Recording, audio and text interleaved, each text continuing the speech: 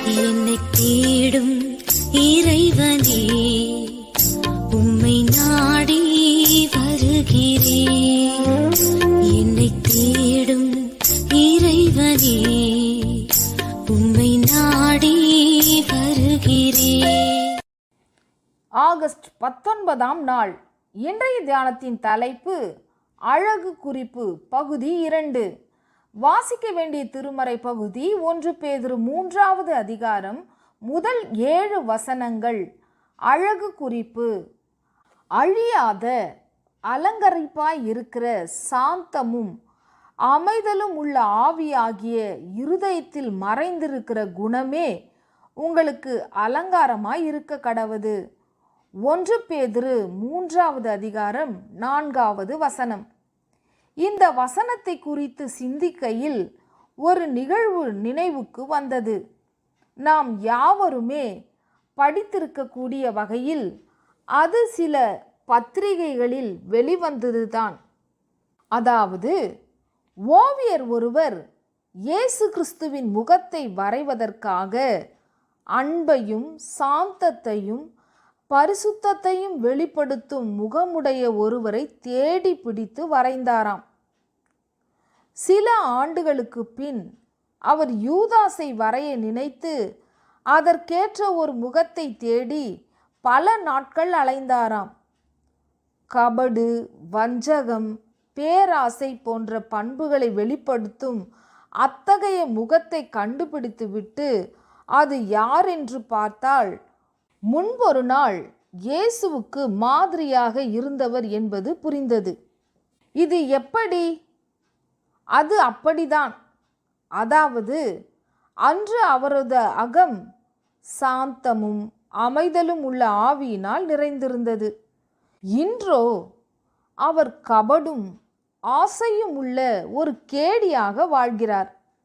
இன்று அவர் அகத்தின் அபத்தம் முகத்தில் தெரிய யூதாசாய் தோன்றுகிறார். அகத்தின் அழகு முகத்தில் தெரியும் என்பது 100க்கு 100 உண்மையான காரியம். அன்பு, தயவு, சமாதானம், இரக்கம், கருணை, நேர்மை, பரிசுத்தம் போன்ற தெய்வீக பண்புகள் இருப்பவரின் முகத்தில் சாந்தமும் சந்தோஷமும் அழகாய் குடியிருக்கும். அதுவே அழகான அலங்காரம் என்று பேதுரு பெண்களுக்கு அறிவுரை கூறுகிறார். ஆண்களுக்கு மட்டும் என்ன அழகு வேண்டாமா?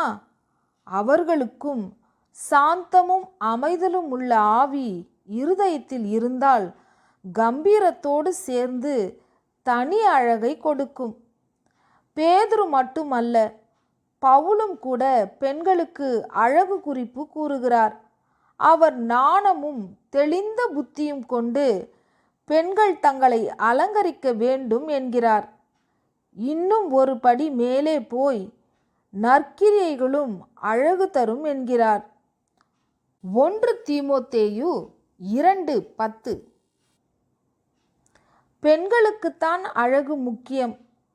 அவர்கள் தங்கள் அழகை மேம்படுத்த அலங்காரம் செய்வார்கள் என்ற காலம் போய் ஆண்களும் அழகு நிலையங்களுக்கு போகும் காலம் இது. எல்லோருக்கும் அழகு தேவை. அது ஆவிக்குரிய நற்பண்புகளிலும் நற்கிரியைகளிலுமே இருக்கிறது. இது ஆவிக்குரிய அடிப்படை அழகு, அதாவது உள்ளழகு.